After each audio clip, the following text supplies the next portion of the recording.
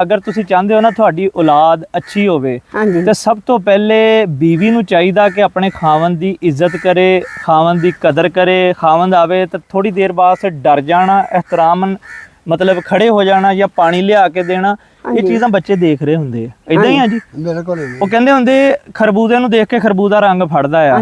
ਜੇ ਇਹੋ ਜਿਹਾ ਘਰ ਦਾ ਮਾਹੌਲ ਨਾ, ਅਗਰ ਕਿਸੇ ਦਾ ਬੱਚਾ ਅੱਛਾ ਨਹੀਂ ਨਾ, ਇਹ ਯਾਦ ਰੱਖੋ ਕਿ ਉਹਦੇ ਵਿੱਚ ਘਰ ਦੇ ਵਿੱਚ ਕੋਈ ਨਾ ਕੋਈ ਫਰਦ ਐਸਾ ਜ਼ਰੂਰ ਹੋਏਗਾ ਜਿਹੜਾ ਮਤਲਬ ਕਿ ਖਰਾਬ ਹੋਏਗਾ। ਹਾਂਜੀ। ਜੇ ਤੁਹਾਡੇ ਘਰ ਦੀ ਔਰਤ ਅੱਛੀ ਆ, ਤੁਹਾਡੇ ਤੋਂ ਡਰਦੀ ਆ, ਇੱਜ਼ਤ ਕਰਦੀ ਆ, ਤੁਹਾਡੇ ਘਰ ਦੇ ਬੱਚੇ ਵੀ ਤੁਹਾਡੀ ਵੀ ਇੱਜ਼ਤ ਕਰਨਗੇ, ਲੋਕਾਂ ਦੀ ਵੀ ਇੱਜ਼ਤ ਕਰਨਗੇ। ਅੱਛਾ ਪਾ, ਟਾਈਮ ਉਹ ਆ ਗਿਆ ਆ ਕਿ ਸਕੂਲਾਂ ਦੇ ਵਿੱਚ ਵੀ ਉਰਦੂ, ਆ ਘਰਾਂ ਦੇ ਵਿੱਚ ਵੀ, ਸਾਡੇ ਪਿੰਡਾਂ ਥਾਵਾਂ ਦੇ ਵਿੱਚ ਵੀ, ਬੇਟਾ ਕਿਆ ਕਰ ਰਹੇ ਹੋ, ਬੇਟਾ ਕਿੱਧਰ ਜਾ ਰਹੇ ਹੋ, ਪੰਜਾਬੀ ਜ਼ਬਾਨ ਨੂੰ ਭੁੱਲ ਗਏ। ਬਹੁਤ ਜ਼ਿਆਦਾ ਕਰਦੇ ਆ ਜੀ। ਹਾਂਜੀ।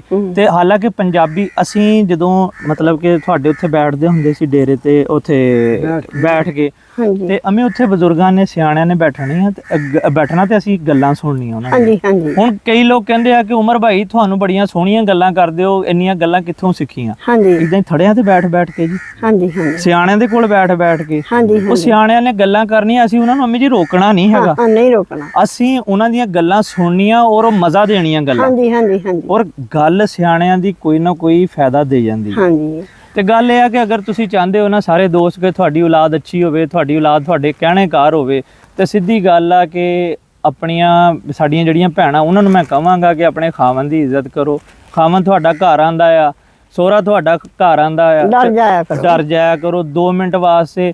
ਇੱਕ ਤਾਂ ਉਹ ਬੰਦਾ ਜਿਹੜਾ ਕੰਮ ਕਰਕੇ ਆਂਦਾ ਆ, ਚਾਹੇ ਉਹ ਮੁਲਾਜ਼ਮ ਆ ਚਾਹੇ ਉਹ ਜ਼ਿਮੀਂਦਾਰ ਆ, ਉਹਦਾ ਦਿਲ ਖੁਸ਼ ਹੋ ਜਾਂਦਾ ਆ ਕਿ ਬਈ ਮੇਰੀ ਔਰਤ ਜਿਹੜਾ ਨਾ ਮੇਰਾ ਖਿਆਲ ਕਰਦੀ। ਅੱਗਿਓਂ ਔਰਤ, ਬੰਦਾ ਕੰਮ ਕਰਕੇ ਥੱਕ ਕੇ ਆਵੇ, ਅੱਗਿਓਂ ਔਰਤ ਨੇ ਸਿਰ ਬੰਨਿਆ ਹੋਵੇ ਤੇ ਉਹ ਫਿਰ ਇੱਕ ਟੈਨਸ਼ਨ ਜੀ ਕ੍ਰੀਏਟ ਹੋ ਜਾਂਦੀ ਆ। ਉੱਠ ਕੇ ਕਵੇ ਪਾਣੀ ਦੇ ਦੇ ਭਲੀਏ ਲੋਕ, ਮੇਰੇ ਤੋਂ ਨਹੀਂ ਦਿੱਤਾ ਜਾਂਦਾ, ਤੇਰੀ ਭੈਣ ਨੇ ਆ ਕਿਹਾ, ਤੇਰੀ ਮਾਂ ਨੇ ਆ ਕਿਹਾ।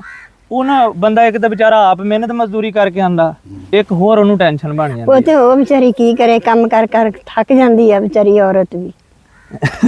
ਅਮੇ ਨਹੀਂ, ਔਰਤ ਨੂੰ ਥੱਕਣਾ ਨਹੀਂ ਚਾਹੀਦਾ ਹੈ, ਉਸ ਟਾਈਮ ਫਰੈਸ਼ ਹੋ ਕੇ ਮਿਲੇ, ਉਸ ਟਾਈਮ ਖਿਆਲ ਕਰੇ। ਤੇ ਬੱਚਿਆਂ ਦੀ ਤਰਬੀਅਤ ਇਹੀ ਕਰੋਗੇ। ਬੱਚੇ ਬੰਦੇ ਦੀ ਵੀ ਗੱਲ ਆ, ਬੰਦਾ ਜਿਲੇ ਕਮਾਈ ਕਰਕੇ ਆਉਂਦਾ, ਸੋ ਆਪਣੇ ਵਾਰਸ ਕੋਲੋਂ ਧੱਕੇ ਠੇਡੇ ਖਾ ਕੇ ਆਉਂਦਾ ਹੀ ਹੈ ਨਾ ਜੀ ਅਮੀ ਜੀ, ਕਿ ਜਿਲੇ ਆਪਣੇ ਘਰ ਵੜਦਾ ਆ ਤੇ ਉਸ ਵੇਲੇ ਵੀ ਆਪਣੀ ਔਰਤ ਨਾਲ ਜਿਹੜੀ ਖੁਸ਼ ਹੋ ਕੇ ਬੋਲੇ। ਅਮੀ ਜੀ ਬੰਦਾ ਖੁਸ਼ ਹੋ ਕੇ ਬੋਲੇ। ਮੇਰਾ ਮਕਸਦ ਇਹ ਹੈ ਕਿ ਤੁਸੀਂ ਆਪਣੇ ਬੱਚਿਆਂ ਨੂੰ ਅਗਰ ਚੰਗਾ ਬਣਾਉਣਾ ਚਾਹੁੰਦੇ ਹੋ ਨਾ, ਤੇ ਆਪਣੇ ਬੰਦੇ ਦਾ, ਆਪਣੇ ਹਸਬੈਂਡ ਦਾ ਡਰ ਦਿਓ, ਪੁੱਤਰ ਤੇਰੇ ਅੱਬੇ ਨੇ ਆ ਜਾਣਾ, ਜਲਦੀ ਆਪਣੀ ਪੜ੍ਹਾਈ ਕਰ ਲੈ, ਆਪਣਾ ਕੰਮ ਕਰ ਲੈ ਸਕੂਲ ਦਾ, ਆ ਫਲਾਣਾ ਜੋ ਵੀ ਚੀਜ਼ਾਂ ਕਰਵਾਉਣੀਆਂ ਉਹਦੇ ਕੋਲ ਕਰਵਾਓ, ਉਹਦਾ ਡਰ ਰਹੇਗਾ। ਅਗਰ ਤੁਸੀਂ ਉਹਨੂੰ, ਬੱਚੇ ਨੂੰ ਥੋੜਾ ਜਿਹਾ ਹੱਥ ਦੀ ਤਲੀ ਦਾ ਉਹ ਛਾਲਾ ਬਣਾ ਕੇ ਰੱਖੋਗੇ ਨਾ, ਕੱਲ ਨੂੰ ਉਹੀ ਬੱਚਾ ਤੁਹਾਨੂੰ ਪਰੇਸ਼ਾਨ ਕਰੇਗਾ।